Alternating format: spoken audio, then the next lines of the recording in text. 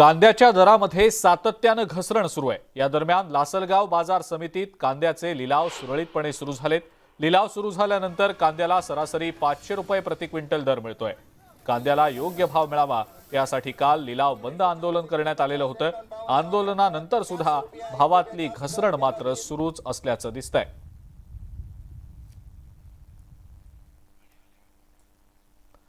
शेतकऱ्यांच्या कापसाला 12,000 रुपये भाव देण्यात यावा या मागणीसाठी बीडमध्ये महाराष्ट्र नवनिर्माण सेना आक्रमक झाली आहे। यावेळेला मनसेकडून राष्ट्रीय महामार्गावर तब्बल 1 तास रास्ता रोको करण्यात आला। या रास्ता रोकोमुळे काही काळ वाहतूक विस्कळीत झाली होती।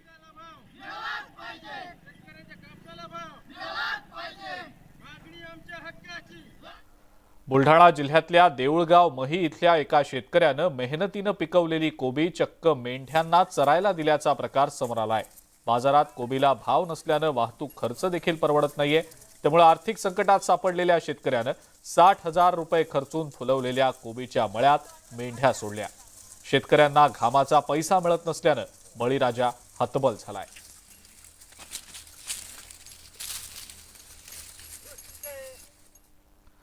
राज्यामध्ये सध्या सत्तेचं राजकारण चांगलंच रंगलंय। महाविकास आघाडीचे मुख्यमंत्री म्हणून उद्धव ठाकरे पायउतार झाल्यानंतर युतीचे मुख्यमंत्री म्हणून एकनाथ शिंदेंची वर्णी लागली। तशातच आता मुख्यमंत्री पदाच्या शर्यतीत संभाजीराजे छत्रपतींचाही समावेश झालाय। मराठा आरक्षण, राज्यसभा निवडणूक आणि गडकिल्ले संवर्धनाच्या माध्यमातून नेहमीच चर्चेत असणारे संभाजीराजे छत्रपती यांना आता राज्याचा मुख्यमंत्री होण्याचे वेध लागलेत। तशी सुप्त इच्छा त्यांनी व्यक्त देखील केली आहे। जनतेच्या कामासाठी मी खासदारकीलाही नाही म्हटलं नाही। सत्तेतनं जनतेची कामं होत असतील तर सत्तेचा प्रमुख होणं कधीही आवडेल असं वक्तव्य संभाजीराजे छत्रपती यांनी केलंय आणि त्यामुळे आता राजकीय वर्तुळात चर्चांना उधाण आलंय। याआधी मराठा आरक्षण लढ्याच्या वेळेला सुद्धा संभाजीराजेंनी मुख्यमंत्री करण्याची मागणी केली होती।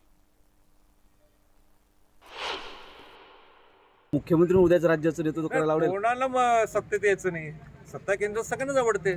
आता मी खासदार होतो, मी काय म्हटलं का नको म्हणून खासदार की सत्ता केंद्र जर मिळत असेल कुठल्या ज्याच्यात काम होत असेल, सामान्य माणसाचे प्रश्न सुटत असेल तर त्याला कोणीच नाकार शकत। लोकांची इच्छा आहे आणि इच्छा आणि होणं मध्ये फार फरक असते, पण काम करण्याचा तो एक टूल आहे आणि जर टूल त्या माध्यमातून प्रश्न सुटत असेल तर कोणी नाकारू शकत। संभाजीराजेंचा राजकीय प्रवास नेमका कसा आहे एक नजर टाकूया। 2009 मध्ये त्यांनी राजकारणामध्ये प्रवेश केला।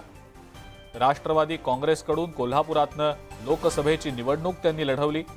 मात्र पहिल्या लोकसभा निवडणुकीमध्ये त्यांना पराभूत व्हावं लागलं। 2016 मध्ये भाजपकडून त्यांची राज्यसभेवर वर्णी लागली। 2022 मध्ये राज्यसभेच्या सदस्यत्वाची त्यांची मुदत संपली। 2022 मध्ये राज्यसभेसाठी स्वतंत्र उमेदवारी त्यांनी जाहीर केलेली होती, मात्र नंतर त्यांनी माघारही घेतली होती।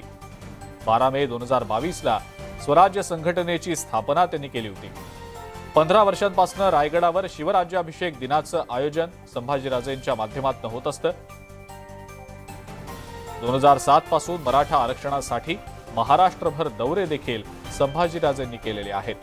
2013 मध्ये मुंबईत मराठा आरक्षण आंदोलनामध्ये अत्यंत महत्त्वाची त्यांची भूमिका होती।